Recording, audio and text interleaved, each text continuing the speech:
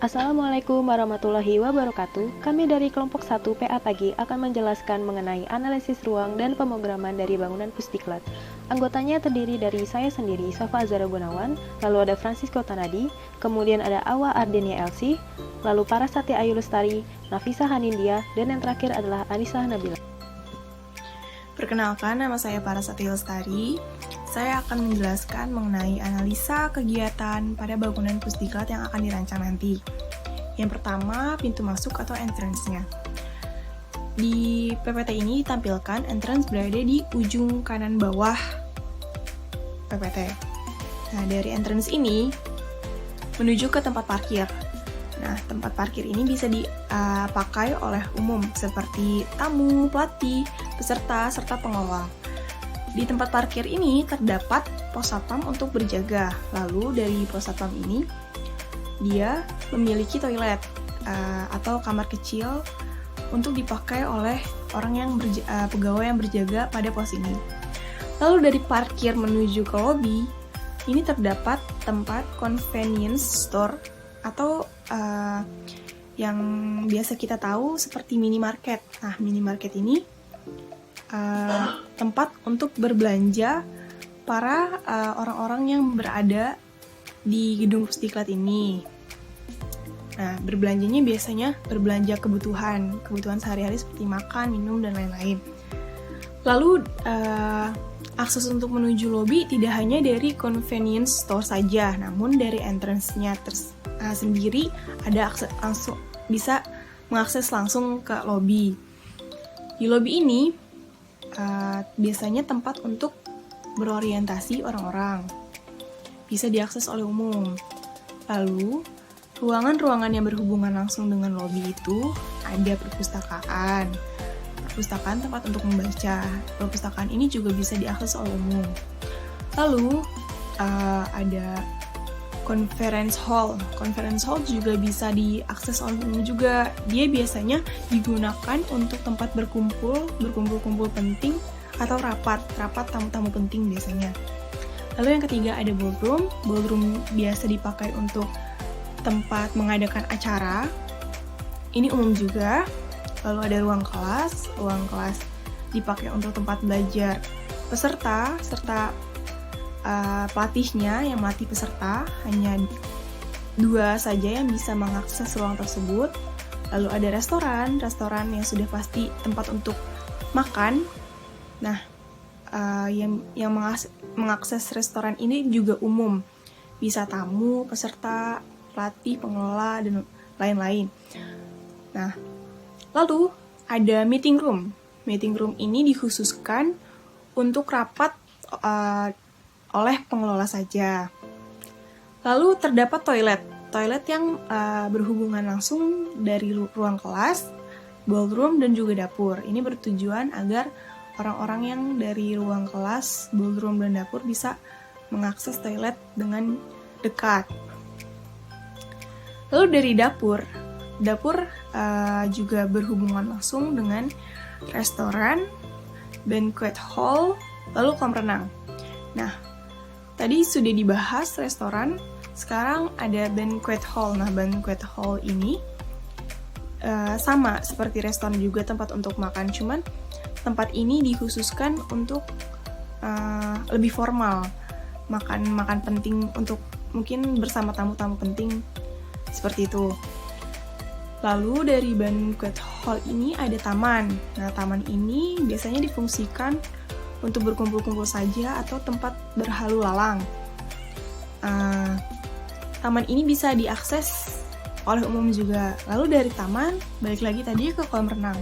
Nah, mulai dari kolam renang ini sudah memasuki area yang berzona semi-private atau private.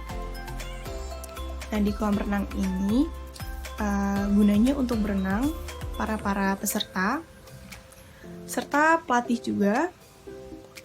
Nah, dari kolam renang ini baru terdapat asrama putra dan asrama putri untuk mereka beristirahat dan juga toilet untuk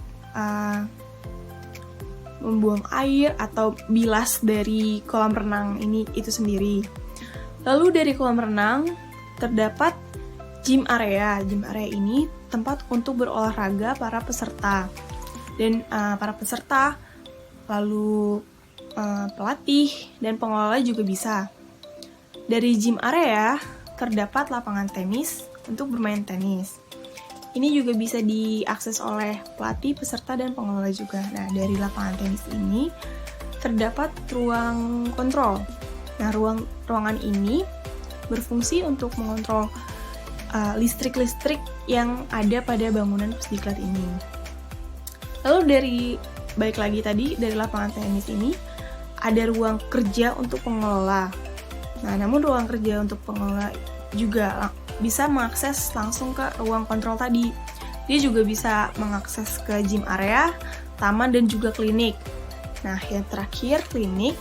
Klinik ini tempat untuk berobatnya para pelatih, peserta, serta pengelola juga. Sekian penjelasan dari saya. Terima kasih. Assalamualaikum warahmatullahi wabarakatuh. Saya Francisco Tanadi. Kali ini saya akan membahas mengenai analisis ruang yang ada di Pusdiklat. Pertama-tama saya akan membahas mengenai sebagian besar dari ruangan-ruangan yang ada di Pusdiklat ini terlebih dahulu. Untuk yang pertama itu ada entrance, ada parkir, ada toilet, ada convenience store, ada pos satpam, ada main lobby, ada perpustakaan, ada conference hall, ada ballroom, ada ruang kelas, ada restoran, ada dapur, ada banquet hall, ada taman, ada ruang kerja pengelola, ada ruang kontrol, ada lapangan tenis, ada gym area, ada kolam renang, ada asrama putra, asrama putri, dan toilet ganti. Di sini terlihat ada 4 garis, yaitu warna merah, ada biru, ada kuning, dan hijau. Setiap dari warna-warna ini menggambarkan pengguna-pengguna dari Pusdiklat ini sendiri. Yang pertama itu ada merah yang menyimbolkan dia itu sebagai pengguna umum, seperti peserta-peserta seminar, ada mahasiswa, mungkin murid-murid sekolah, dan juga pejabat-pejabat. Selain itu yang berwarna kuning adalah pelatih, dan untuk yang berwarna hijau adalah peserta, dan juga untuk warna biru adalah pengelola. Yang pertama kita akan membahas mengenai satu persatu dari pengguna Pusdiklat ini. Yang pertama itu yang saya akan bahas adalah pengguna Pusdiklat yang umum. Untuk pengguna Pusdiklat yang umum seperti siswa, mahasiswa, pejabat, dan juga peserta-peserta seminar, ini ada beberapa ruangan yang bisa diakses dalam Pusdiklat ini sendiri. Yang pertama itu ada entrance untuk dia masuk. Yang kedua itu dia bisa parkir.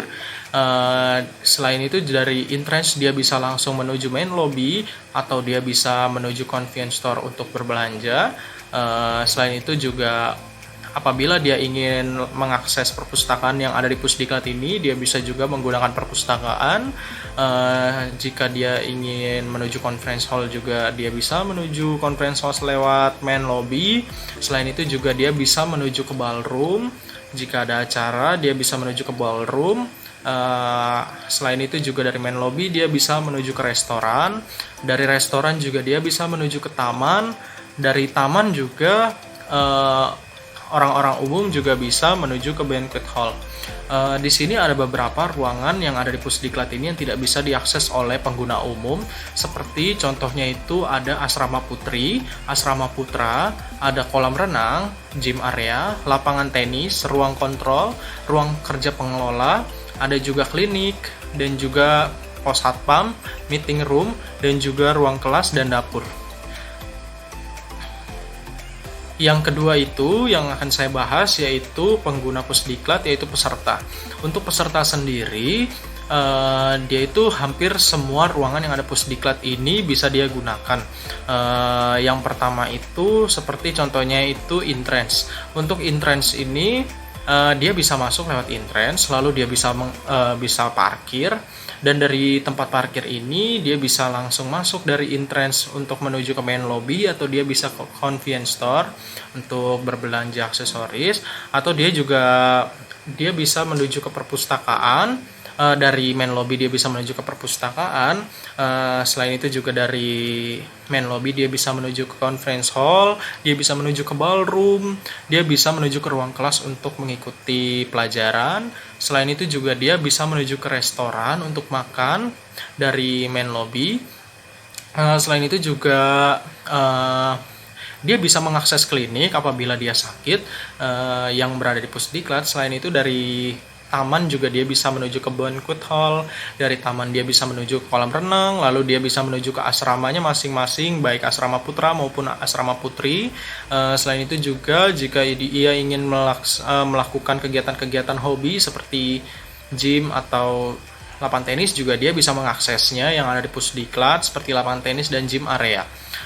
Di sini ada beberapa ruangan yang tidak bisa diakses oleh peserta. Di antaranya itu yang pertama itu ada dapur, yang kedua itu ada meeting room, yang ketiga ada pos satpam, dan juga ada ruang kerja pengelola dan ruang kontrol. Untuk yang ketiga yang akan saya bahas kali ini adalah garis berwarna biru yang melambangkan pengelola. Untuk pengelola sendiri, sama seperti peserta, hampir semua ruangan-ruangan yang ada di Pusdiklat ini bisa diakses oleh pengelola. Untuk yang pertama itu ada entrance. Entrance ketika dia ingin masuk ke dalam Pusdiklat, dia juga bisa ke parkir. Selain itu juga pengelola berhak untuk mengakses pos satpam, toilet pos satpam. Selain itu juga dia bisa ke convenience store. Selain itu juga dia bisa menuju ke main lobby, langsung menuju dari entrance bisa langsung menuju ke main lobby. Dia bisa menuju ke perpustakaan, dari main lobby dia bisa menuju ke perpustakaan, bisa menuju ke conference hall, bisa menuju ke ballroom. Selain itu juga pengelola bisa menuju langsung ke restoran jika dia lapar. Selain itu juga dari main lobby pengelola juga bisa menuju ke meeting room. Dan dari meeting room, pengelola juga bisa langsung menuju taman. Dari taman sendiri, pengelola bisa mengakses, contohnya seperti dari restoran pengelola ingin ke dapur, ya pengelola bisa. Selain itu juga pengelola bisa menuju ke banquet hall, bisa menuju ke kolam renang. Selain itu juga jika pengelola ingin berolahraga atau menyalurkan hobinya, pengelola bisa langsung menuju ke gym area atau ke lapangan tenis. Selain itu untuk mengontrol energi-energi yang di Pusdiklat ini, pengelola juga bisa mengakses ruang kontrol dan juga ruang kerja pengelola. Dan apabila pengelola sakit, pengelola juga bisa mengakses klinik. Dan untuk yang terakhir yang akan saya bahas adalah yang bergaris kuning yang menggambarkan pelatih.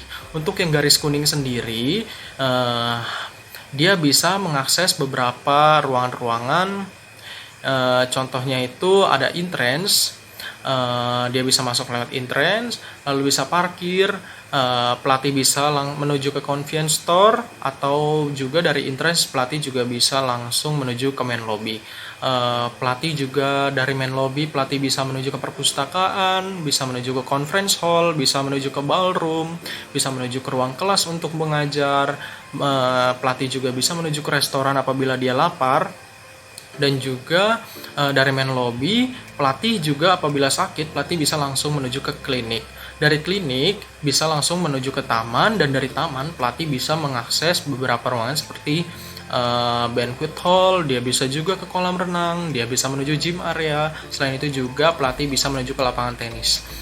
Di sini ada beberapa ruangan yang tidak bisa diakses oleh pelatih, contohnya itu seperti ruang kontrol, ruang kerja pengelola, asrama putri, asrama putra, dan juga dapur, meeting room, pos satpam, dan juga toilet pos satpam. Sekian, terima kasih. Selanjutnya di sini saya akan menjelaskan sistem penzoningan. Sistem penzoningan itu ada 3, public, semi-public, dan private. Untuk public itu ada pengunjung, peserta, pengajar, dan pengelola. Yaitu ada ballroom, conference hall, perpustakaan, convenience store, main entrance, parkiran, pos satpam, klinik, banquet hall, dan restoran. Selanjutnya itu ada semi-public itu untuk peserta, pengelola, dan pengajar, yaitu ada gym area, kolam renang, toilet, lapangan tenis. Selanjutnya itu ada private itu untuk peserta dan pengelola, yaitu ada asrama putri dan asrama putra, ruang kontrol, ruang kerja pengelola, ruang meeting, ruang kelas, dan dapur. Dan di sini saya akan menjelaskan zoning kebisingan yang ada di Pusdiklat PPATK. Yang pertama, keterangan itu ada bising, sedang, dan tenang. Dan di area bising itu ada main entrance, parkiran, convenience store, pos satpam, dan klinik. Sedangkan yang area sedang itu ada berorientasi, orang yang berlalu lalang, lalu perpustakaan, conference hall, ballroom, toilet, ruang kelas, meeting room, taman, banquet hall, restoran, dan dapur. Dan area yang paling tenang itu ada di ruang kerja pengelola, ruang kontrol, lapangan tenis, area gym, kolam renang, asrama putra, asrama putri, dan toilet yang ada di asrama. Bila di sini saya akan menjelaskan tentang tabel program ruang.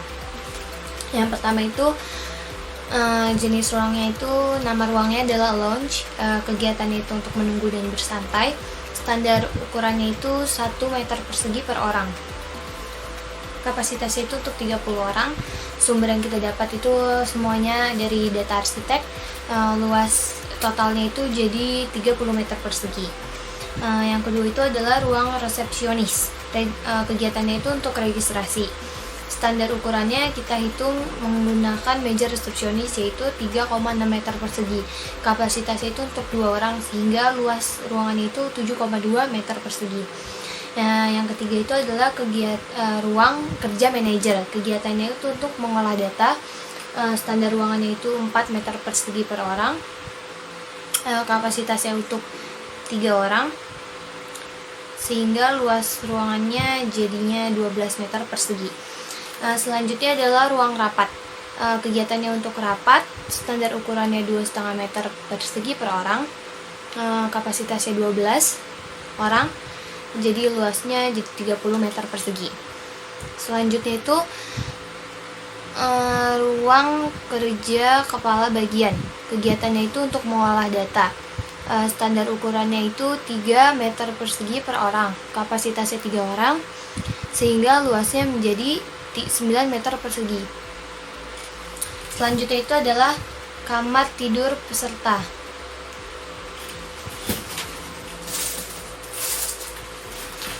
Yang selanjutnya itu kamar tidur peserta. Kegiatannya itu untuk istirahat. Standar ukurannya 12 meter per orang. Kapasitasnya itu 2 orang, sehingga satu ruangan itu luasnya 24 meter persegi.